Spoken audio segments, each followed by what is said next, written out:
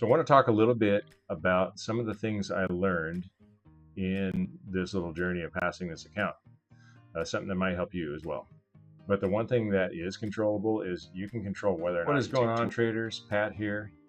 Today is Sunday, February 9th, 2025, and this is a little review of the last month or so since the last review I gave you.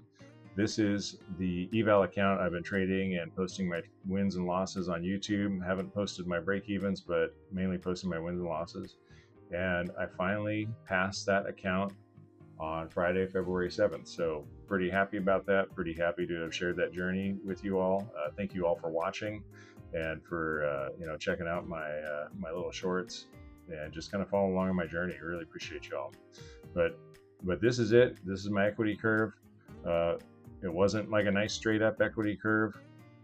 Ended up in a little bit of drawdown halfway through, and then brought it back up, and then took one last trade for the data high to push me over the edge.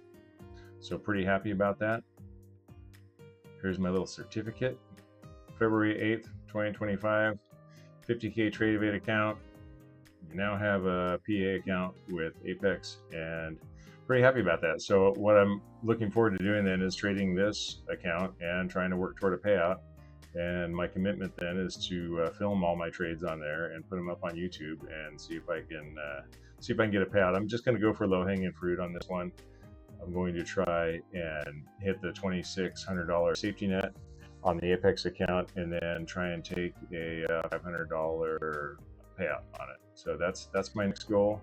That's what I'd like to show on YouTube, and hopefully we can make that happen. So I want to talk a little bit about some of the things I learned in this little journey of passing this account, something that might help you as well. In looking at my equity curves, I get really tired of these types of drawdowns where I would take a larger than normal loss and then another larger than normal loss back to back. And what I found more often than not is if I took a loss like this on a single day and I traded again, many times I would put in another loss, sometimes bigger, sometimes smaller, but it would take out a significant portion of my equity curve. And I decided I was really tired of that happening. So I just made it a rule, and I made it a policy and a system that I now follow, where on any one of these accounts, if I take a win in the day or a loss in the day, then I just go ahead and I stop for the day, because I know that if I do take a loss and my emotions are a little bit high, the chances of me looking for a really nice quality setup shortly after go down pretty significantly, to the point where I start to lose my edge. And that's an important thing to know about yourself too. My edge is most sharp when I'm fresh in the morning, when I haven't looked at the market, or I have got some fresh candles to analyze, and I can go from there. Everything's all stabilized within me, and I can just go and I can look for my A+ setup. So that's been my decision, and that's kind of how this happened. There were some days in between these trades here where, and I think I went like a couple of weeks without taking a trade. Just I didn't see anything that I was available to take at the time.